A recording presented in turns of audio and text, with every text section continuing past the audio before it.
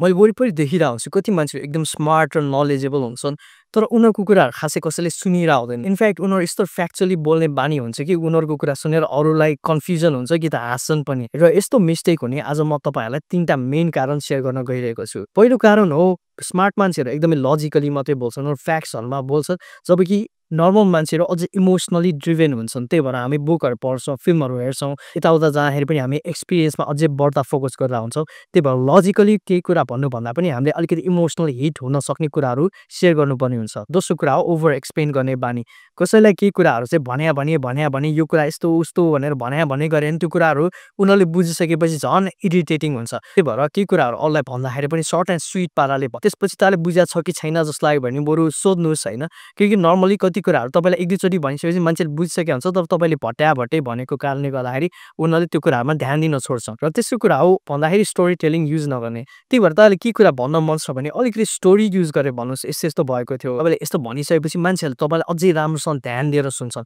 किनकि सबैजनालाई स्टोरी सुन्न मन लागिरहेको हुन्छ र रिलेभेन्ट खालको स्टोरीहरू सुन्न पायो भने जसले पनि तपाईँलाई एकदमै ध्यान दिएर सुन्छन् र त्यसैले तपाईँलाई पनि अझै आफ्नो कम्युनिकेसनलाई प्रभावकारी पार्न मन छ अझै इन्फ्लुएन्सर बन्न मन छ भने हामीले 2 हप्ताको अनलाइन प्रोग्राम लिएर आएका छौँ जसको नाम हो इन्फ्लुएन्स र यसमा चाहिँ हामी तपाईँलाई एनएलपी न्युरो लिङ्ग्विस्टिक प्रोग्रामिङको सिक्रेटहरू पनि सिकाउँछौँ जसको कारणले गर्दाखेरि तपाईँले चाहिँ अरूलाई अझै राम्रोसँग इन्फ्लुएन्स गर्न सक्नुहुन्छ र यो कोर्सको बारेमा तपाईँलाई अझै जान्न मन छ भने हाम्रो स्क्रिनमा राखेको यो वाट्सएप नम्बरमा हामीलाई मेसेज पठाउन नबिर्सिनु होला विशिङ यु द बेस्ट